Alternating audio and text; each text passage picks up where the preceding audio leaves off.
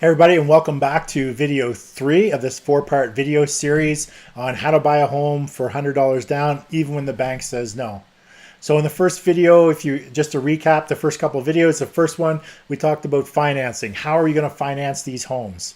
So I went through different financing options, and the one that we're going to focus on, the secret financing method that the banks and the realtors don't want you to know about, that's how we're going to do it. We're going to go directly to the homeowner and get them to rent you their house for a period of time, typically at least 3 years, and give you the option to buy the home at the end of the term. That's the secret. That's the financing method that we're going to go after. Now, in video 2, we talked about attracting those individuals. So you don't have to cold call. You don't have to try to figure out who they are. It's creating marketing material and then marketing and getting those people to contact you so that they know exactly what you're looking to do. You're upfront. You say, I want to rent your house for 2 to 3 years and I want to buy it at the end. And that's right in the marketing material. So there is no question. They have a very good idea exactly why they're calling you. And like I said, I've had thousands and thousands of people call me in my own geographical location. Remember, I only work in one city personally, but I've trained and worked with other people that do this business right across Canada. And they've had hundreds or thousands of people contact them using the same ads that I've used, placing these ads using the same structure. So in this video 3, we're going to get into negotiating to get the best price and the best terms. So this is after you've had the initial conversation with the homeowner on the phone. You're always looking to gather the information and then book the meeting. And the meeting is really going to see the home, to see if it's a home that you would want to deal with, and then sitting down with the homeowner and hashing out and negotiating on the price and the terms, because those are still need to be settled out. How long is it going to be? How much are you going to pay for rent? What are you going to do for repairs and maintenance? What kind of guarantees are you going to give them? What's going to be the purchase price at the end of the term? Like, all of these things need to be figured out. So one thing to note when it comes to negotiating, and I'll tell you some stories here.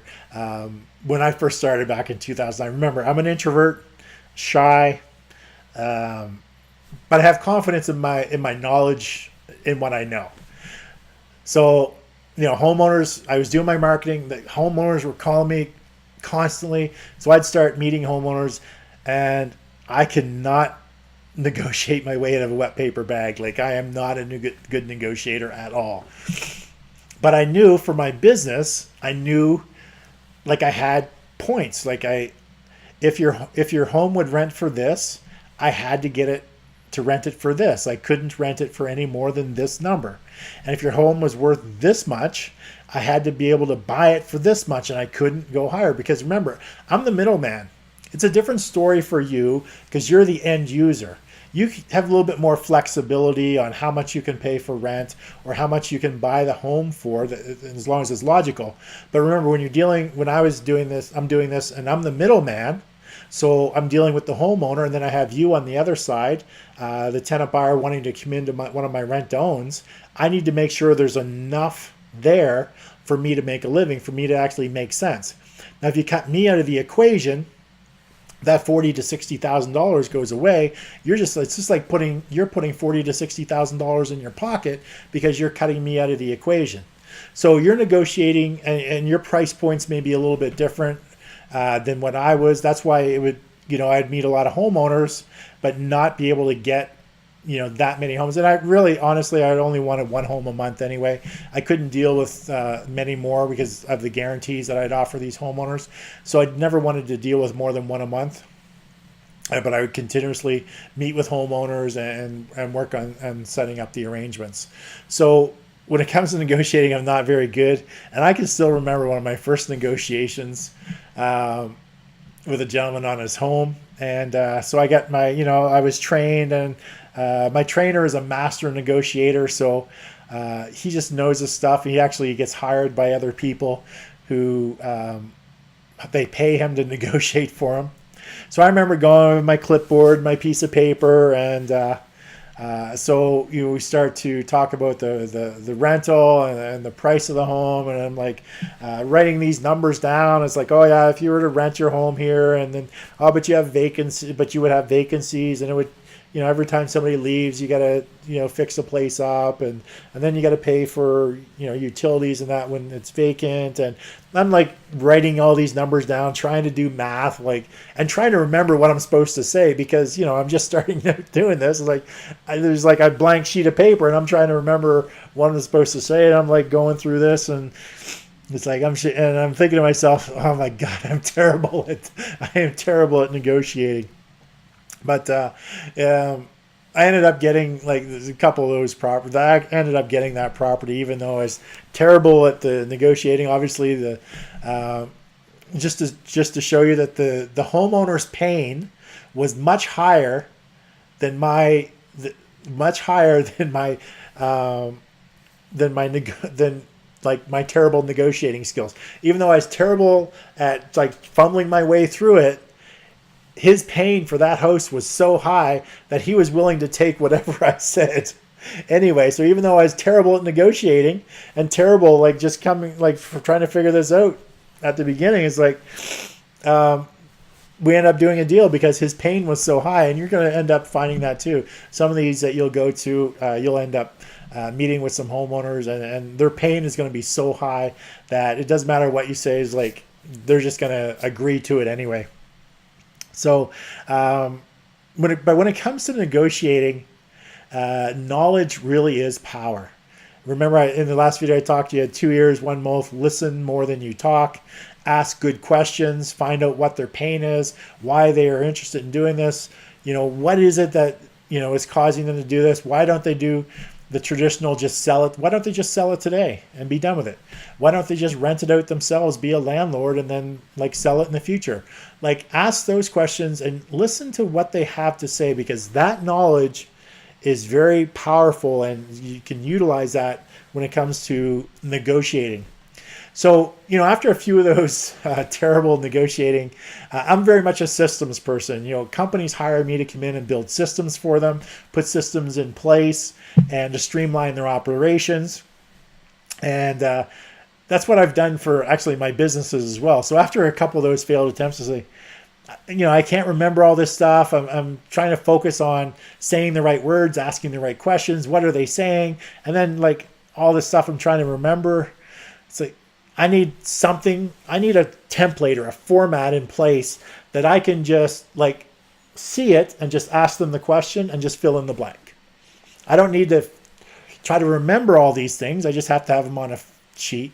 So went through a couple of versions, a couple of iterations, and then I have what I use now, which is a spreadsheet that really analyzes all their options available to them and shows them basically their bottom line, why they make more money working with me than if they were to do anything else. And it's just through asking a series of questions. But it's very important when in any negotiation is to ask a lot of questions, to find those pain points, to find out why they are thinking about this versus that. Why don't they do that? Why aren't they doing this? And just asking those questions. So in this chapter of the book, we get into some of that information. And I talked a little bit about this in the last video. You also want to speak their language. So when they're saying things, when you're talking back to them, try to use a lot of the same language. So in their pain points, parrot that stuff back to them as benefits, using a lot of the same language. Subconsciously, that's going to connect with them because you're speaking their language. You've probably heard that before. You're speaking the same language, which you are, because you're taking the exact words and the exact phrases that they're using and you're saying them back to them. So that's subconsciously going to connect with them. So that's very important. And what I found very advantageous and what works really well is when I compared my option with them against if they were just to sell their home today, what that would look like how much money financially they would walk away with. If they were just to rent it on the open market and then sell it in the future the traditional way, what would that look like?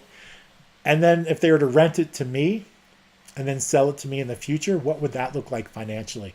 So comparing those options, because homeowners do have options, and you need to understand that they have those options. Now they may not be lucrative, they may not want to do them.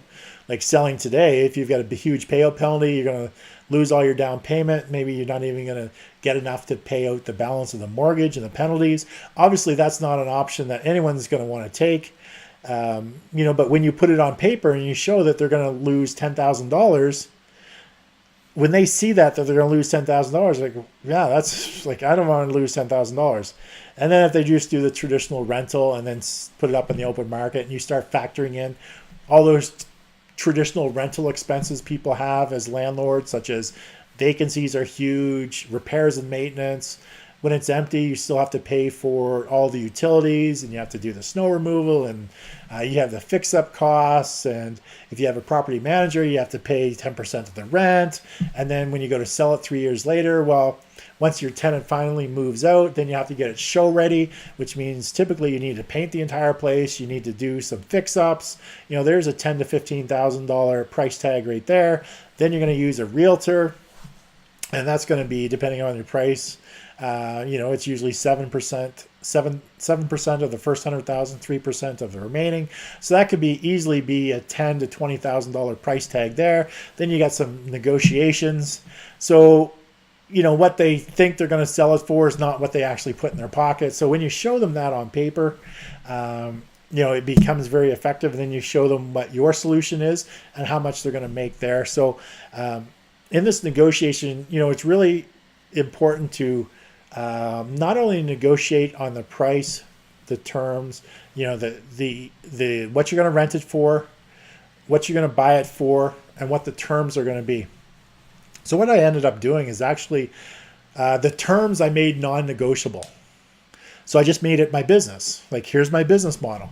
If you want to deal with me, anything over, say, $1,000, you, Mr. Homeowner, have to pay for. So if the furnace goes and that's over $1,000 an instance, you have to pay for it, Mr. Homeowner.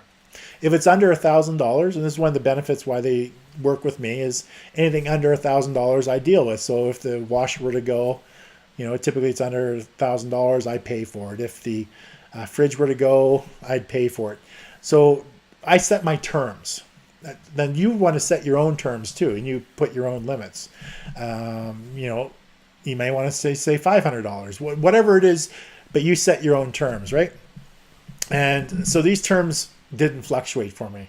I would say always go for a 3-year term, because I know that with our credit coaches, we can take anybody right out of bankruptcy to qualify for a mortgage within 3 years. So I know a 3-year term, we can work with 95% of my clientele, we can help within 3 years. So it's important to understand, even before you go into negotiation, talk to a credit coach, talk to a mortgage broker, for how long of a term would you need to do this. So that you set your parameters to say, Mr. Homeowner, my program is we need a 3-year term, because we know that 95% of our clients are going to need 3 years. And you're talking as if you're the business owner, but in your mind, that you're going to be the one moving in there. But, it's like you're treating this like, yeah, Mr. Homeowner, I know that my clients need, I have clients that are ready to go. They're ready to move into your property.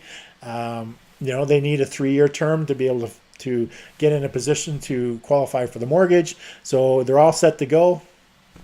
And when it comes to the down payment, that was part of my my terms. I would not negotiate. They said, the homeowners would say, so do we get any money down? I said, no. I said, my company's taking the risk. I'm taking the risk in doing this. So in order to make the contracts legal, I give you $100. But the money that I get from these clients is used to protect my risk. So in case they didn't pay, I still have to pay you.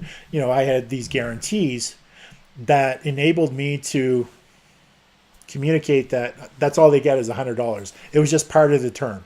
Like, there was no questions ever asked. Nobody ever said no because I wasn't giving them any of the down payment. There's not. It's just go in. It's a matter of fact, right? Here's how my program works. No, you do not get any down payment. I collect that, and that's part of my mitigating my risk as a company to do this. So for you to do this yourself, that's going to be that I would suggest that that's sort of the same standpoint that you take, is like doing it as if, even though you are going to be the person moving in, doing it as if you're doing it as a business and you're not the person going to move in. Yeah. So Mr. and Mrs. Homeowner. So in order to make these contracts valid, we give you $100. You get $100. Or a lot of times I don't even say that, but if the question ever comes up about down payment, then I say, no, I keep, our company takes care of that, because remember, you have all these guarantees that we're going to do the repairs and maintenance under $1,000 per instance. If the tenant doesn't pay, we're going to continue to pay the rent and blah, blah, blah. Right. So we had these guarantees, and that's how we could justify not paying them any of the down payments. So if you adopted that same sort of philosophy when you're negotiating with the homeowners, we're taking these risks, and we have these guarantees, blah, blah, blah. So doing that, taking that approach, I think would be very advantageous for you. And like I said, I would show them the different scenarios and how they would make more money working with me.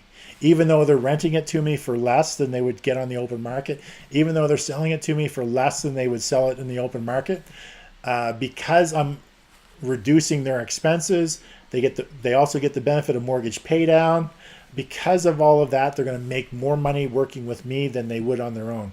So when it comes to negotiating, there's a lot of information in the negotiating chapter, but really setting out your format is good. Knowing in advance, going in there to remember, just, you want to get it the best possible rental price and the best purchase price.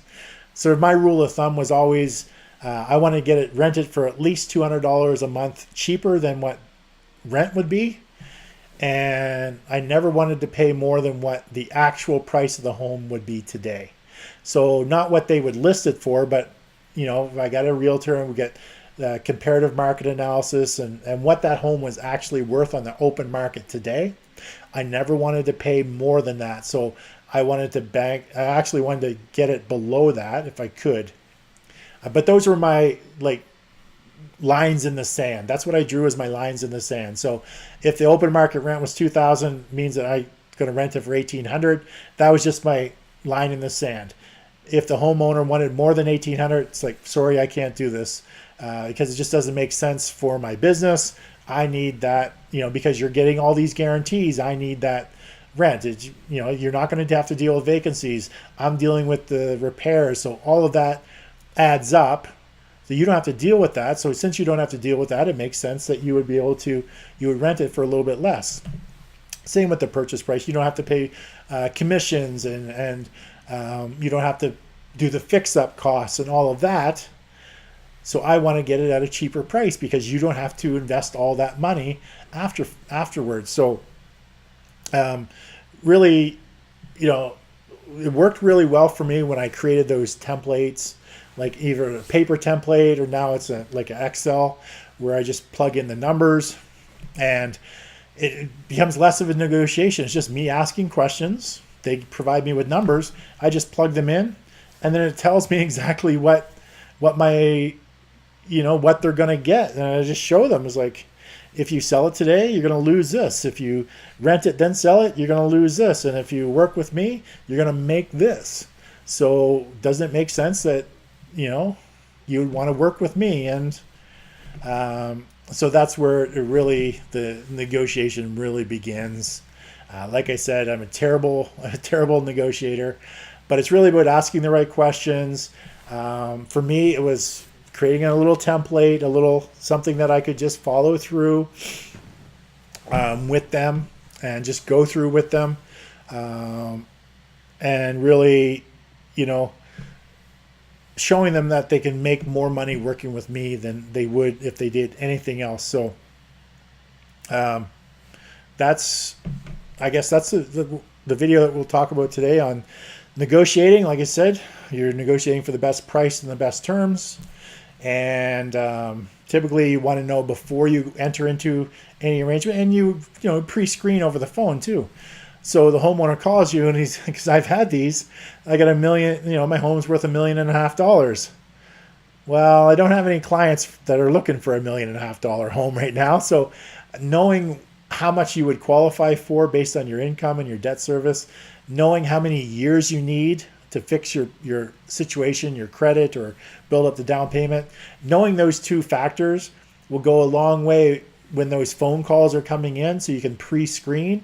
So if the home is not, you know, in the price point that you would qualify for, or you can't get it for the length of the term you need, then obviously it doesn't make a whole lot of sense going and meeting the homeowner. But you just might want to do it anyway, just for practice. And maybe if the homeowner agrees to whatever you say, you have friends that you could get into that home. Maybe they want to get into a home. You can help them doing just what I was doing, like getting people into a home and helping them structure it. So that's the chapter. That's the chapter. That's the video on negotiating to get the best price and terms.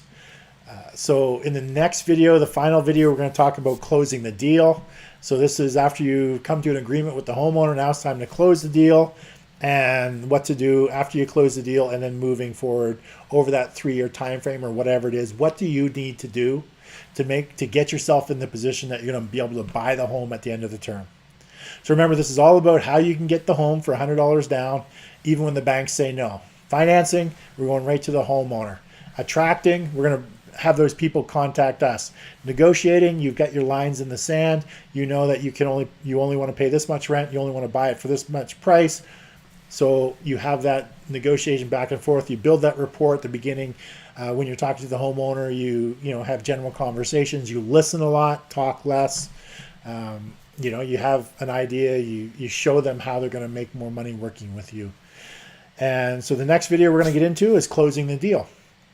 So I want to thank you for joining me in this third video, and I look forward to seeing you in the next video. The next and final video, like I said, it's closing the deal when you're getting your home for $100, even when the banks say no. Thanks. See you then.